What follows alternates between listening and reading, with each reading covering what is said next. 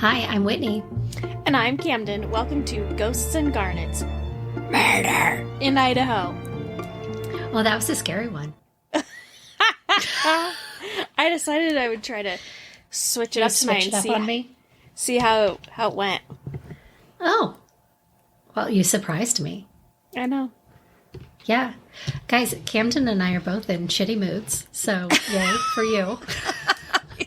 You're so lucky. I just got in a fight with my 6-year-old because she would not try even a single bite. And any parents have had this argument with their children before. I mean, she's just so stubborn, and and I really tried to diffuse it, and I was really like, I will make you dino chickens if you try one tiny bite of this thing that contains things that you like. What is it? Well, it's this BuzzFeed recipe that I got that's like a casserole. It has orzo and chicken and all kinds of stuff in it. But what I was giving her was essentially orzo with some cheese on it. So it didn't even have all of the shit. Yes. And she was not having it. And then she started talking about how she was having growing pains. And Mom, my legs hurt. And growing pains are her go-to move. She wants to get out of stuff. Soon it will be cramps. Yeah, well, guys, Camden is Poppy's godmother, and I'm about to ship her ass up to Grangeville. So do it. We'll spoil her, though. I think that ship has sailed. I think we're way past that. Well, what I'm saying is she's not going to come back ship shape. She's not going to come back better? No, I won't have to have a fight with her? No. Yeah, I think I was telling you a couple weeks ago, she is very sweet most of the time, but she has started to kind of push back with Russ about stuff. And he said, Poppy was mean to me. She really not nice to me. And I said, do you mean to tell me that the last 6 years of you giving in to her every single whim has backfired on you? Russ, I'm with you. It's hard. Ugh. I'm a softie. Yeah. So before we jump into this nightmare story today, guys, I wanted to tell everybody we are letting our subscribers on Patreon choose our 25th episode, which is coming up in a few weeks. And the 3 episodes that our patrons get to choose from are The Life and Crimes of Joseph Edward Duncan, The Disappearance of Stephanie Crane, and The Murder of Cassie Jo Stoddart. So if you would like to have a vote, head on over to Patreon, get signed up, and on top of getting to vote, you get all of our backlogged patron bonus full episodes and our Friday video show, Let's Get Intimate. Check that out. So our friend, Marissa, has been harassing me. I'm pretty sure that the only contact I even ever get with her anymore is her calling me, asking me when we are going to cover this case. Now, Marissa married a guy, very nice man, from Grangeville. And this story is from right outside of Grangeville, and it happened when he was a kid. And he told Marissa about it years ago, and she's just been horrified and fascinated. But back in November, right before Thanksgiving, we got an email from a former family member of this little boy who asked us to look at it. And I had not heard of it. Camden knew it because she is from there, and it's a pretty well-known thing that happened up there. And the more we dug into it, the more frustrated and incredibly sad I got. I have never researched a case where there is so little information, ever. And, you see kidnappings that are handled today, and it makes national news. It makes international news. And I could barely find anything about this. And on top of that, I cannot imagine what the investigators felt like, because not only are there's no news coverage of this, but there's also no evidence. Right. I mean, the technology is so different and it's so much better. And I mean, you think about it back then, I mean, I don't even know if they'd started it yet when he went missing, but they had missing pictures on milk cartons. I mean, that was the way that they got it around, which, you know, was smart because everybody had milk in their homes, but it's just wild to see how much things have changed. Yes. No, I agree. So, guys, the story we have for you today is every parent's worst nightmare. A little boy vanished, and more than 40 years later, there are still no answers to be had. The disappearance of Ricky Barnett has haunted the residents of Grangeville, Idaho, law enforcement, and Ricky's family for the last 4 decades. We did reach out to Ricky's sister and his mom as well, let them know that we were going to cover this case. August 31st, 1982. It was a busy morning on the Hillcrest Egg and Dairy Ranch. Waldo and Martha McCord worked and lived at the ranch, located along the old highway between Grangeville and Nez Perce. Their son Ellis and his 2-year-old son Ricky were visiting them for a couple of weeks, and it was all hands on deck that morning as they had just received a shipment of chickens. Regular workers and day laborers were busy taking chickens out of the crates and into 2 separate chicken barns on the property. Other workers were milking cows and taking care of animals. Ricky, who was wearing red and blue coveralls, a pajama top, and his cowboy boots, was watching the show, sitting on top of a hay wagon out in front of one of the chicken barns. He was seen by his grandfather, Waldo, as Waldo was walking into the milking barn. Ricky started to follow Waldo, and Waldo told him to stay put. He was seen again when his father started down the road to get a chicken hook. What is a chicken hook? Well, it's like, that's all, folks. They're just hooking chickens. Do you know what I'm talking about? Yeah, I do. Off the stage. I don't know. I could look it up. It's probably what you just said. I'm on it right now. Okay. Yep. So the item is a long pole, usually 4 feet or so in length, the hook on the end. The theory is that you hook it around the chicken's foot and catch hold of her while she is hobbled. Oh. Sounds terrible for the chicken. So, Ricky's dad, Ellis, was going across the farm to get a chicken hook. 15 minutes later, Ricky had vanished. The search was immediate. When his dad and grandparents couldn't locate him, the owner of the farm, Jim Jessup, called the sheriff's office. It was about 10:30 in the morning. More than 250 volunteers showed up, and for 4 straight days, they systematically scoured the chicken ranch, drained ponds, waded through manure drain systems, emptied hay barns and grain silos, sifting through hog manure and forming teams that walked every inch of the surrounding fields. The entire population of north central Idaho was worried about Ricky and his family. Bloodhounds were brought in, who seized on a scent trail that led off into a field and then disappeared. Searches were conducted by helicopter, and they found nothing. So, guys, this is prairie land. So this is flat. This flat. is not There's mountainous. Bushes. Yeah. Mm-hmm. Easy terrain to search. Easy to map out a grid.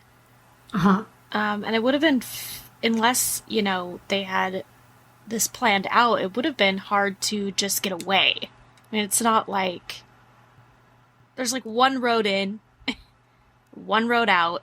So the people who are familiar with this area would know now it's a Flying Bee Ranch. And so if you're familiar with that area, that's where it is.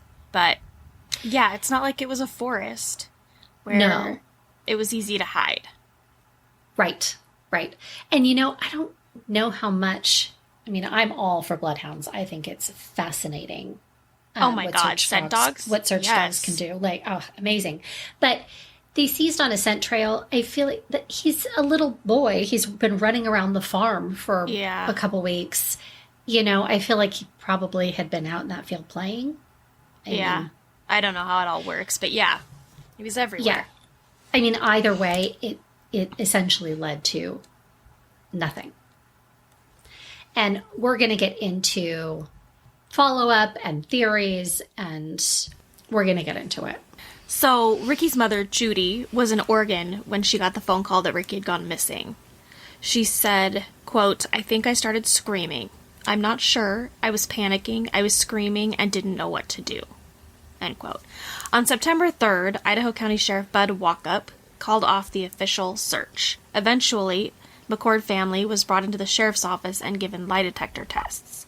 While the others passed, Martha's test came back inconclusive.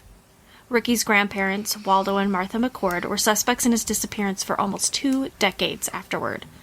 Martha reportedly acted oddly, and although she took a polygraph exam, the results were inconclusive, and it was well known that she and her husband disliked Richard's mother, Judy.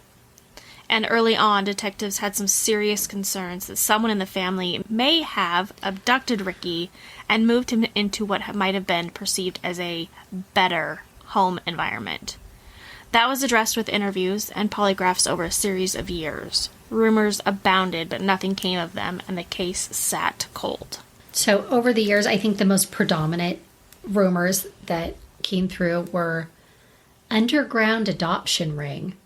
I know, which is wild, which is so strange. It's such a strange place to jump. It is, but now I'm going to go on a small tangent here, but if you're on TikTok now, which we all know and love, but anyway, I came across this woman who had been in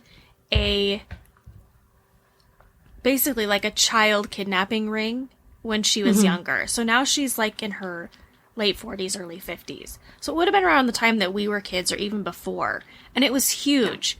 And there were famous people. And there were it was a countess that was in charge of one of the ones that she was being sold in and out of and used for, sex and all of this stuff. But it was huge. It was worldwide. It was crazy to me because we don't live in that world. And we don't hear about that very often because it's not part of our life. But I think it's so much bigger than I ever really realized. And so at first when I read this story and was reading those theories, I was like, that is so weird. Like, what would make people automatically jump there? Yeah. But they were so big that I think we can't take it off the books. Like, no, I agree. I don't think that you can take anything off of especially the list. Because I feel like they started because they didn't like his mom and dad. Were they looking for something better for him or something that sounded better? Because I'm not saying a sex trafficking, children kidnapping ring is better. No, or that anything taking him away from his parents, that anything would be better than that. That's fully in quotes. Yes, I think. Well, we'll get into what we think, but the underground ring was one, him being taken out of state to live in a Mormon commune. Yes. Was another one. But that was because they had Mormon family. Yes. So. Yeah. Eventually, in 1993, the case landed on the desk of Detective Joan Renshaw. She constructed a timeline, went over old interviews, visited Ricky's mom, Judy, and went through evidence, but nothing new turned up. She even flew to Hawaii, where Martha and Waldo McCord were then living, to administer new polygraphs. Martha's came up clean this time, and Waldo died before his could be administered. Detective Renshaw believes that Martha's being overly emotional in her first test had led to her earlier inconclusive results. In 2006, Detective Renshaw received information from the National Center for Missing and Exploited Children about a young man who said he believed that he was Ricky Barnett. This man said he had flashbacks in his childhood, and what he remembered didn't make sense. He sent Detective Renshaw some pictures of himself at age 2. The boy in the picture looked so much like Ricky that police believed they had maybe finally solved the case. She ordered DNA tests for the young man and got DNA from Ricky's parents. Ricky's mom, Judy, thought her prayers had finally been answered, but DNA tests revealed that the young man was not Ricky. The news was devastating. Ricky's mom said it was like losing him all over again. This is not the only time they've had their hopes up only to be disappointed. Several people over the years voluntarily provided DNA to determine if they were Ricky. All were negative.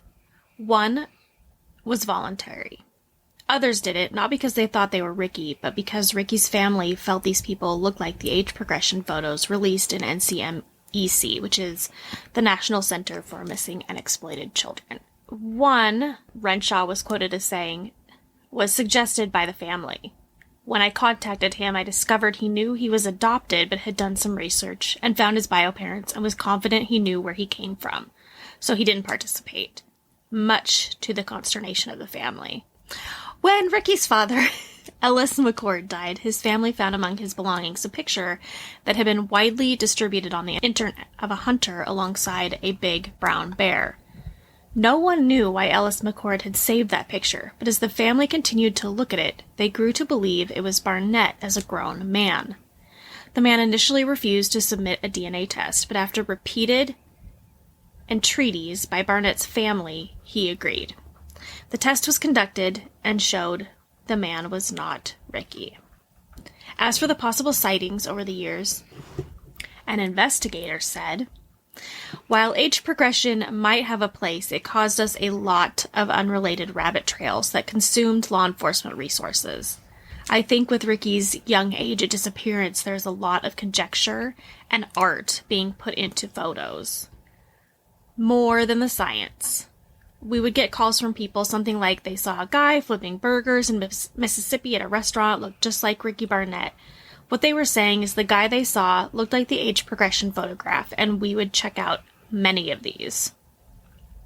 Which is probably so true. It's very interesting to me how they do those age progression photos, but at such a young age and so much time, the amount of things that can change, it's just gotta be devastatingly hard. All right, we're going to get into some theories here. We were lucky enough to be able to speak with a retired detective who worked on this investigation, and he was kind enough to answer our many, many questions. I had a list of many, many questions. Who we could not to answer them. Have found a better man to present those questions with, because he is like one of the best researchers and writers that I know. But anyway. Yes. I can tell you, before we got to talk to him, I could not find enough about this case to make an entire episode. That's how little there is. So you know who you are. We love you. Yes. Detectives over the years adopted several working theories on what might have happened. What is the most probable sequence of events that could have happened? If investigation shows that didn't happen, what is the next most likely sequence of events? He said, quote, I never try to adopt a pet theory or cling to it too strongly. Just patiently collect and follow the evidence and the probabilities and see where they lead you. He thinks in this case, there are only 3 main possibilities. First one was that Ricky got lost. He wandered off and died of exposure. No criminal act involved. The second option is an accident. Ricky was killed in some type of accident on the farm in a remote spot, and rather than face the prospect of lawsuits, etc., the person then buried Ricky on the farm. The third option is a criminal act. Ricky was abducted, either for altruistic reasons by a family member or employee and adopted into a family in another area, or for deviancy or other evil reasons. Ricky was abducted and killed by someone at the farm, an employee, a worker, or a stranger. He maybe wandered off and was abducted and killed by someone traveling by on Old Highway 7 or one of the country roads to the east. He believes that the probability that Ricky being lost and dying of exposure is really slim. The prairie around the farm was searched foot by foot. He was a little guy, but to just disappear on open prairie, never to be seen again, even never being able to find his remains, seems to be a lower probability event than some of the other scenarios. He said he even read somewhere that someone suggested that an eagle had snatched Ricky and flown away. He did not think this was a likely scenario. Second, while Ricky being in the wrong place and getting seriously injured or killed on the farm is a realistic scenario, all related factors for that to have had happened would need to be lined up. So what he means by that is it would be necessary for the event to have happened in an isolated spot with no other witnesses. It would have taken a unique individual who could carefully calculate some options instead of just freaking out that they had accidentally killed a small child and immediately running for help. They would have also had to take time away from their normal duties to conceal the body, conceal it well enough that they could come back later at night to do a more permanent job of concealment. And I should have mentioned this earlier, but every single thing that I did read, and along with this officer that we got to talk to, I read the same word over and over again: chaos. It was chaos that morning at the farm. They had 2 huge trucks in with chickens. They had regular workers. They had added workers that were just there for the day running around. It was chaotic, and there were many people on the farm that day that were not normally on the farm. So it was craziness. And in the midst of that, Ricky disappeared. So, the next abduction. He thinks most detectives over the years believe that this is the most probable scenario. It would have taken some of those X factors again, though. So, one would have been, the easiest would have been for a family member to have just led Ricky away, which might be why the scenario was considered so thoroughly, despite any evidence. If a family member was going to do that, why in the middle of a crazy, hectic day like that? Why not later, in the evening? Just take Ricky on a trip and adopt him into a nice family, a family that would keep their mouths shut and love Ricky as their own. The timing doesn't make sense. You could always say that Ricky wandered off in the evening and there would be less witnesses to contradict your story. And if by a non-family employee, then other X factors. It would need to be a deviant personality that was living and working with so many people without their true nature ever being evident, who saw an opportunity and acted immediately without hesitation. So if by a non-employee, like one of the truck drivers who was delivering chickens, again, that immediate action of getting Ricky into a truck and hiding him and keeping him quiet or incapacitating him and then driving away. So if Ricky wandered away and made it to one of the surrounding roads, the X factors for an abduction would be a deviant person just falling into what they perceived as the perfect opportunity. A small child, alone, and no witnesses. This would be the nightmare scenario for law enforcement. No witnesses, no connection to the child. And that, I mean, yeah, it's so hard to picture that happening. Yeah. It's interesting because I think even with today's, DNA wouldn't matter in this case. There's nothing to check. Right, you know, exactly.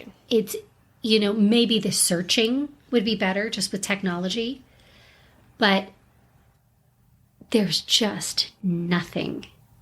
This baby just vanished. Yeah.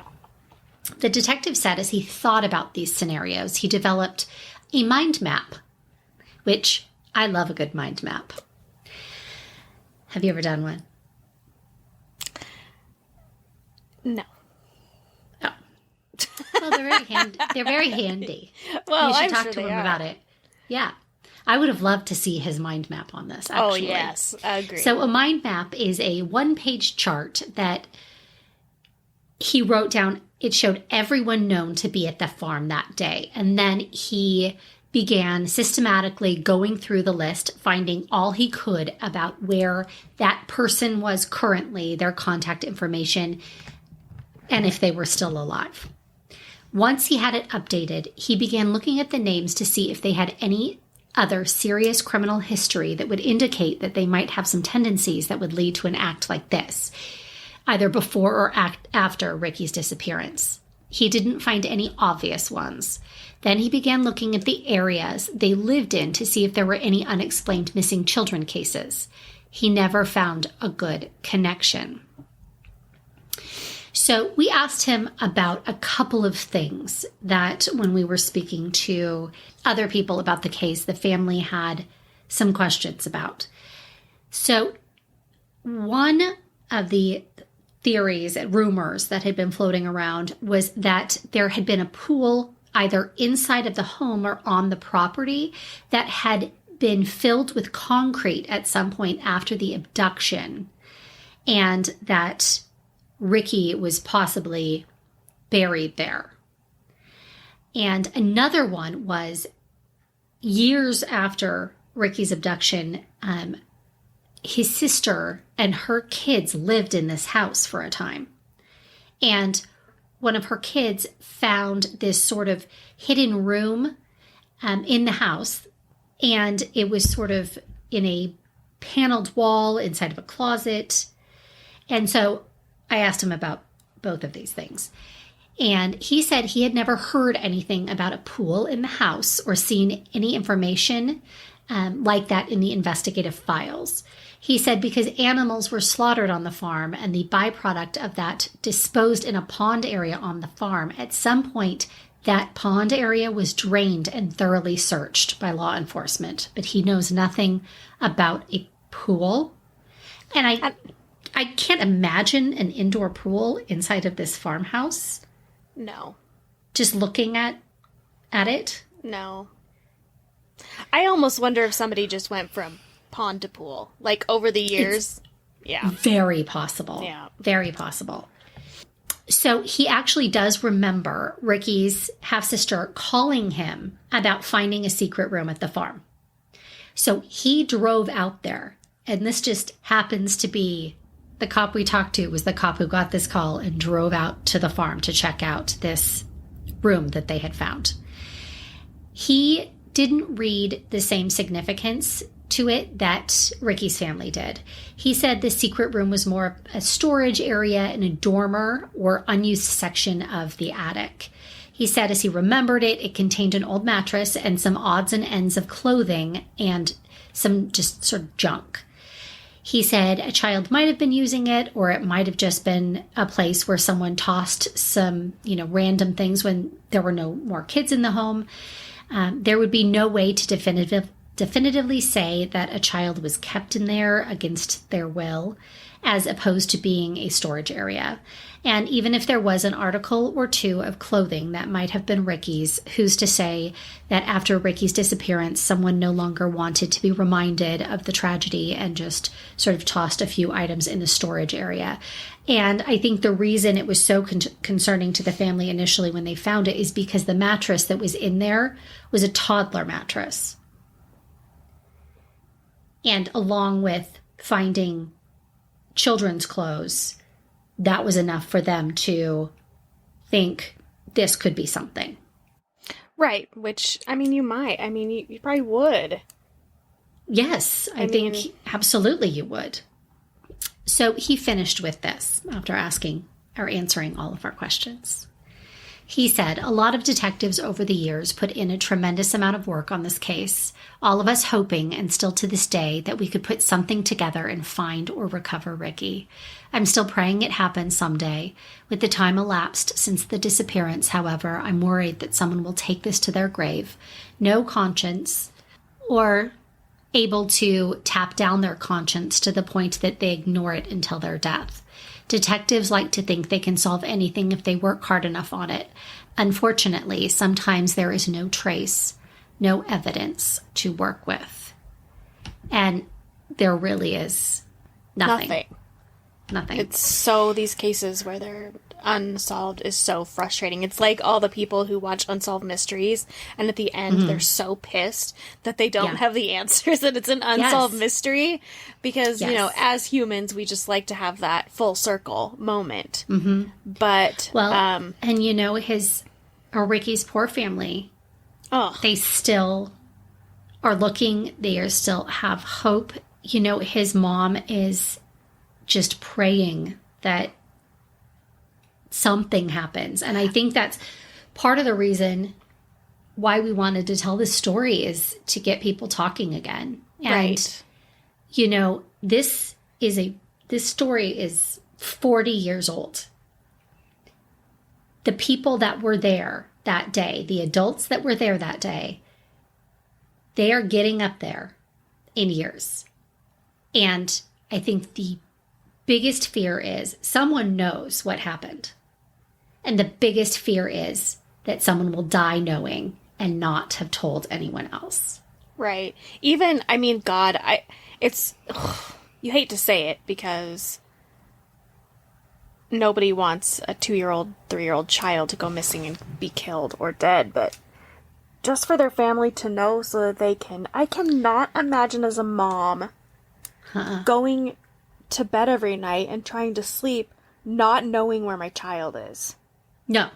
And the thing, I was thinking about this when my husband and I were driving home from Stanley today, when thinking about recording this story, and just thinking about wanting to just kind of lay down and die if something like this were to happen to you. But the hope that one day they would walk back through that door is the only thing that would keep me from doing that. On the flip side of that is, if someone would just tell you what had happened, and if he wasn't with us anymore, that I could just go do that. Because that's what I would want to do. Just lay down. No, I absolutely agree. I think we can't even fathom it, but yes, it's one of those things where 40 years in, just tell me what happened. Right. So I can have some peace. Yeah, exactly.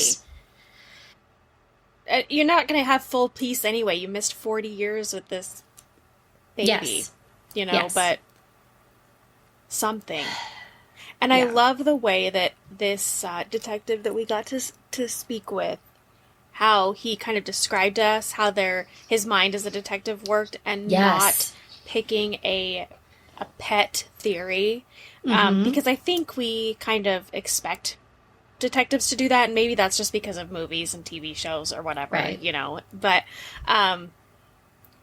it was really interesting to see his thought process on how he wanted to keep his mind open, which I think is great. I think it's perfect. But that being said, do you have a theory? Or do you have one of these theories that you feel like is most probable? Yes. Tell me. I don't think he wandered off. What makes the most sense to me, and I'm going to tell you why. I don't think it was a family abduction, in that I don't think that his grandparents secreted him off somewhere to put him with another family. I think there would have been some evidence come up over the years that they had been having contact, something. I don't see it. It doesn't fit to me. And also, they were seen all over the property that day, and they were accounted for.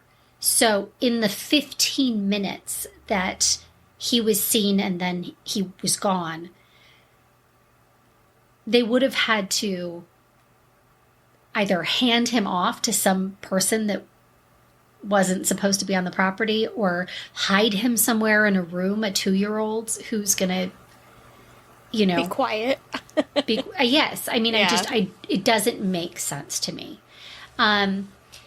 Do I think that he was accidentally killed on the farm? No. I think that his dad was there, and I think it doesn't make sense to me either. I think it was a non-family abduction. I think it was an absolutely just a crime of opportunity. I think someone saw this little boy, saw that no one was paying attention. I think more likely than not, it was somebody who was not a regular on the farm. I think it was, a truck driver or a day laborer or something, and somehow incapacitated him and put him in a truck and drove away. And it breaks my heart to say that, because that's the worst kind of horrible. And ever. I know police looked into all of these people, but I think that it's the most likely scenario. It's the thing that makes the most sense to me. I don't think he made his way out to the road and some just random person who was running an adoption ring, no, was like, oh, there's a toddler. I can just bring with me. I just don't. I don't see that at all. I don't either. So yeah, I think it was a non-family abduction. I think it was just an opportunistic monster did it. I would hope that if his grandparents knew what happened, I think his grandmother is still alive. I know his grandfather died, but I think his grandmother might be still alive. I couldn't find it anywhere. I would like to think that she would tell someone before she died, if she knew. Okay, here's my only thing that I think is odd. And tell me if I've missed this somewhere in reading through articles and things about what the search was like and stuff. So when we asked the detective about the pool, he said he did not know that there had ever been one, or didn't see one. Then Correct. He also said he did get that call from the family member and did go out and look in that room. Yes. Now, so those two things to me sound like initially the search and the investigators, the day that it happened and the 3 days after he was taken, didn't go into the home. I think they did search the home, but this room was hidden. So it was inside of a closet. Right. And you couldn't really see the door. Yeah, right. No, I know. I mean, This is my theory. Yeah. This is my theory because I think that's odd. I think and I'm not saying that unless he was incapacitated or dead. Yeah. Yeah. That's true. Which is really, that's the only thing that was interesting to me is that room. And I don't think that necessarily the toddler bed part of it or the clothes or anything had to do with that. But I think if there was a room or somewhere that they didn't see, that it was somewhere that he could have been. Yes. And the ex-family member that asked us to look at this case, their theory, that's where I heard about this pool scenario. And their theory was that he had been accidentally killed by his grandfather, who they said had a tendency to be abusive. And I don't know if that's true or not. But their theory was that he had been accidentally killed, hidden away somewhere, and then buried later. I don't know where the pool comes in. And the detective that we talked to, he was not on the case originally. No. He came in after. Yeah. Yeah. I don't know. That's the only thing that this whole time has just kind of been wiggling at my brain. Just because, I mean, things happen. And it's just as likely as anything else. Exactly. Except for the car drive. I really don't think that somebody drove by. I mean, when kids go missing in Grangeville now, which I know is 40 years later, I mean, people, most of the time, just like what the detective was saying in his X Factors, most of the time people want to help. People are good. I think the likelihood that a monster was just randomly driving by one morning and saw this little boy on the road, it just doesn't make sense to me. But I honestly, because there's so little evidence, I can't tell you. No, really. I mean, I can tell you things that make more sense to me. Do I think that he was carried off by an eagle? No, I do not. I don't either. Yeah. Who knew? Yeah. So if nothing else, I hope this Gets people talking. People talking about it, and maybe someone will decide that the time has come to, even if it's something that you don't think is relevant, if there is anything that comes into your brain that might be worth talking about to someone, call the Grangeville Police Department. There's still a file open. Yes. Even if you don't think it's worth talking about, but it's something that you've never heard anybody else talk about, tell somebody.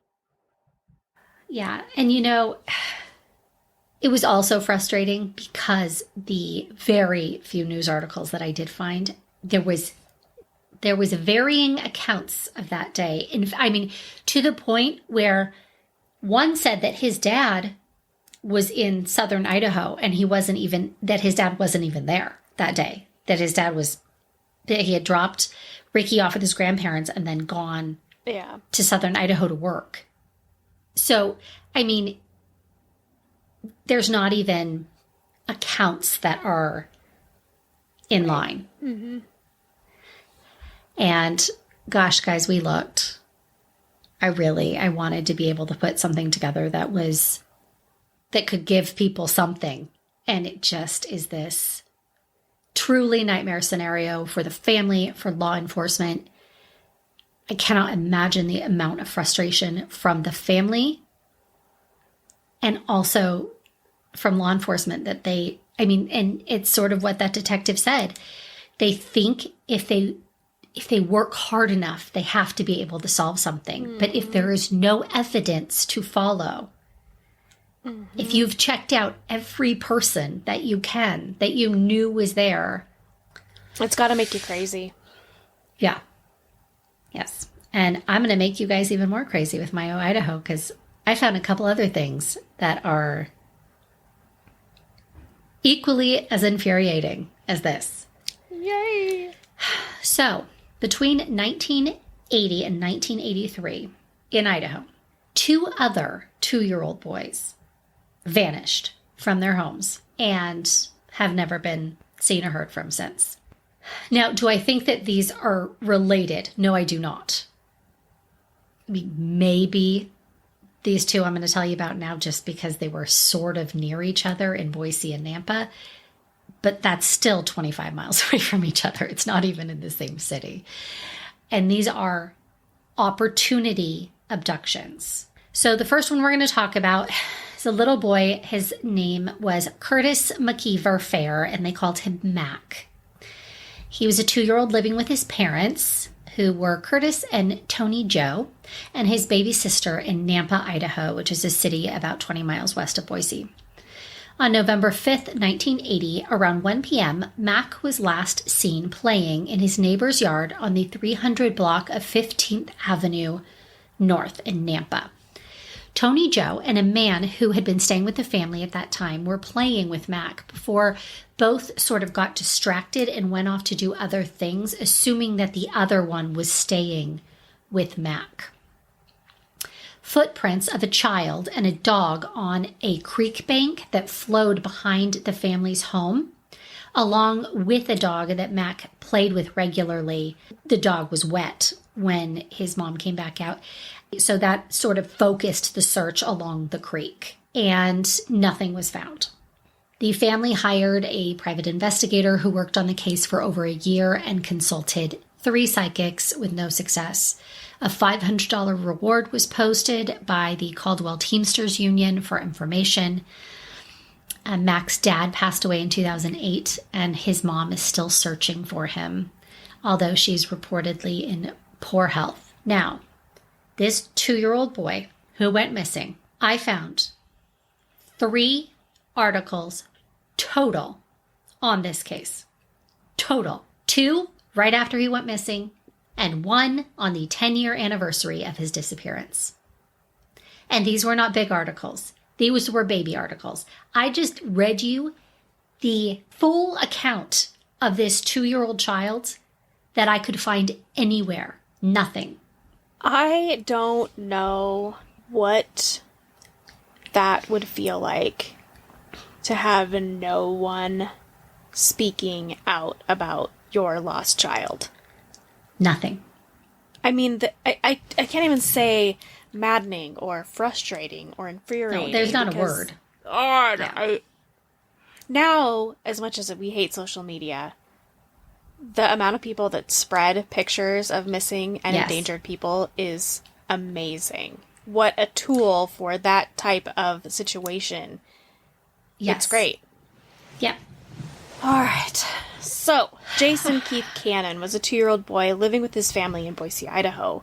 On March 16th, 1983, Mom Janine was making brownies at 2 p.m.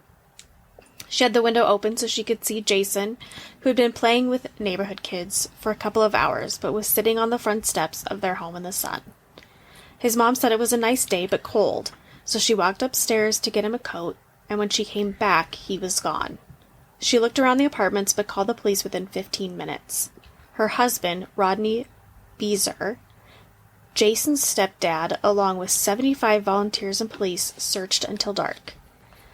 The next day, they raked out Sand Creek, a narrow stream behind the apartment, and Boise Fire Department scuba divers searched as well.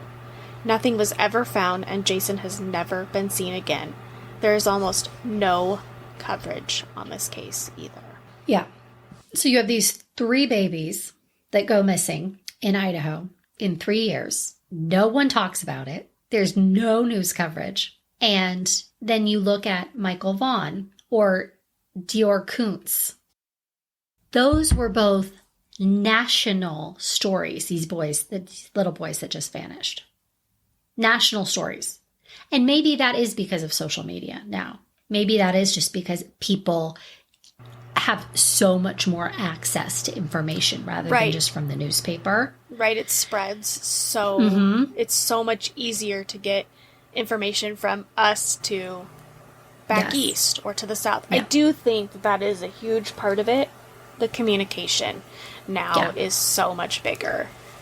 Yes. It's still heartbreaking. The amount of doom you would feel. Yeah, no, I mean, you would have to lock me in a padded room.